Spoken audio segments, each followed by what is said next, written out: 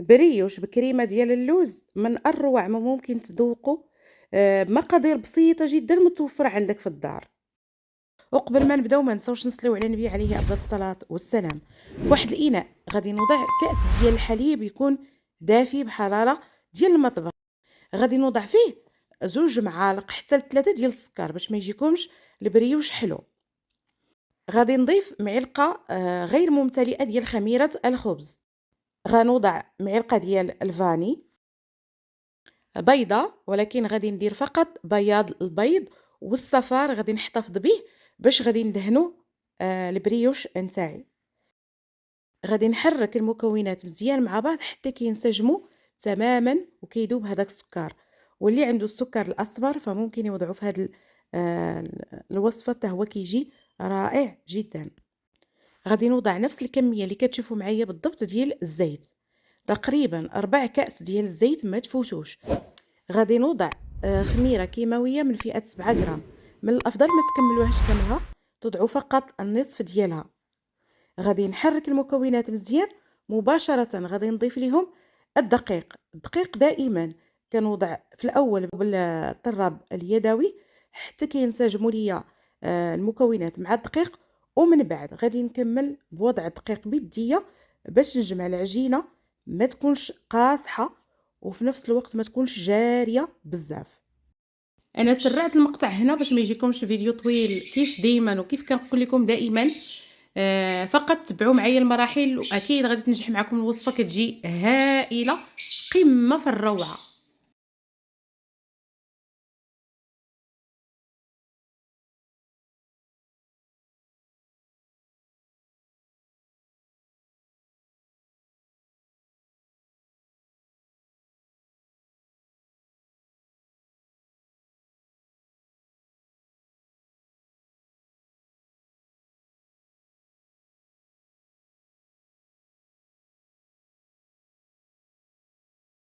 غادي نوضع العجينه على سطح العمل. خدمتها بيديا باش تشوفوا معايا. هنا كنضيف تقريبا 2 معالق كبار ديال الزبده بحراره ديال المطبخ. شوفوا معايا راه كتبدا في الاول كتلتصق لكم على سطح العمل، انا فضلت ما نمسحش المقطع. ومن بعد راه كتجمع راسها وكتولي عجينه اللي رائعه جدا كيف ما غادي تشوفوا معايا. من الافضل انها تكون كتلتصق لكم هكا، ولكن راه كتولي واحد العجينه اللي هائله جدا. فقط تبعوا معايا المراحل واكيد ان شاء الله غادي تنجح معكم الوصفه. صدقوني انهم كيجي فيهم واحد المذاق رائع، احسن من اللي كنشريو من المخابز الكبرى.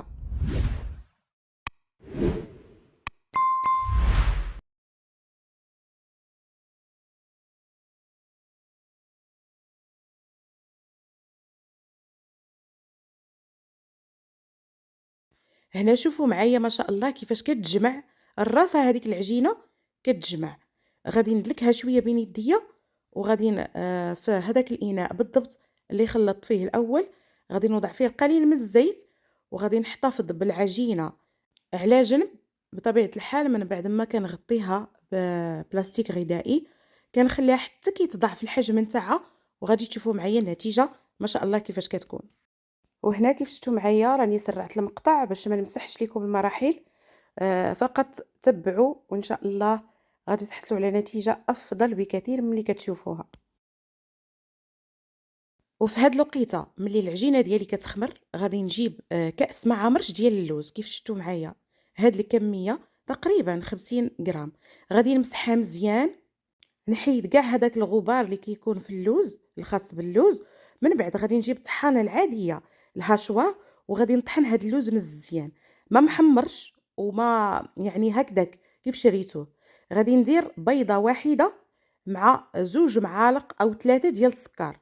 ديروا 3 احسن. كنزيد هذاك اللوز وكنجمع وكنضيف 2 معالق ديال الزبده المذابه.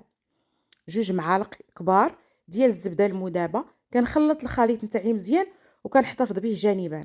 هنا من بعد ما اختمرت العجينه ديالي شوفوا ما شاء الله كيفاش تضاعف الحجم نتاعها، غادي نحطها على سطح العمل وغادي نكون منها كويرات كيف ما غادي تشوفوا معايا في الفيديو.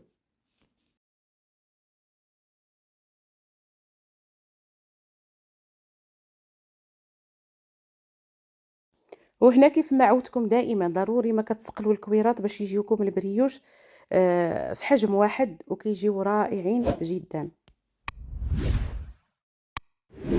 الكويرات نتاعي غادي نحطهم مباشره على سطح العمل كيف شفتوا معايا على ورق الخاص بالمطبخ.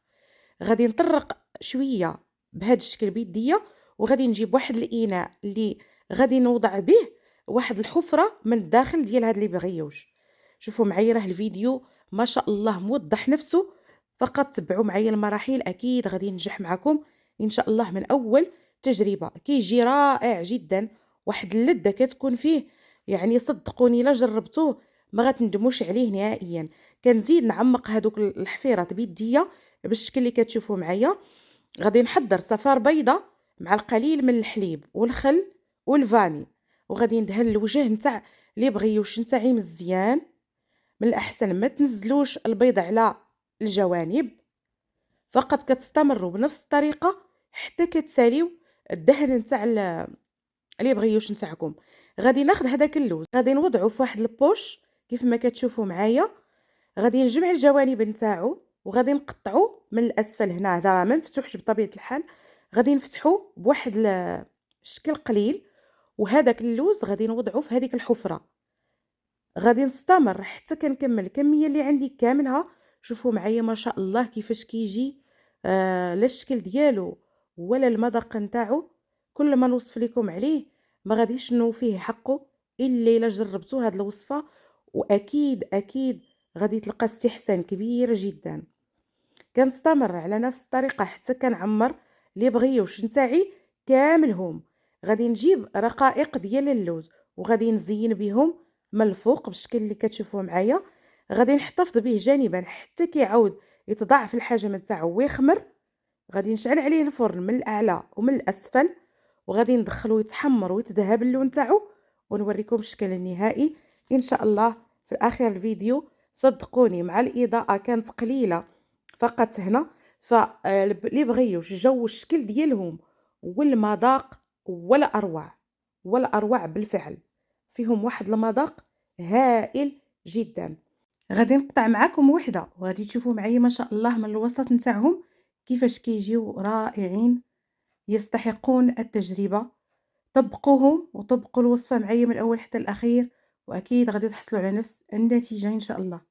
كنتمنى الوصفه ديال اليوم تنال الاستحسان تاعكم وتجربوها في المنازل تاعكم.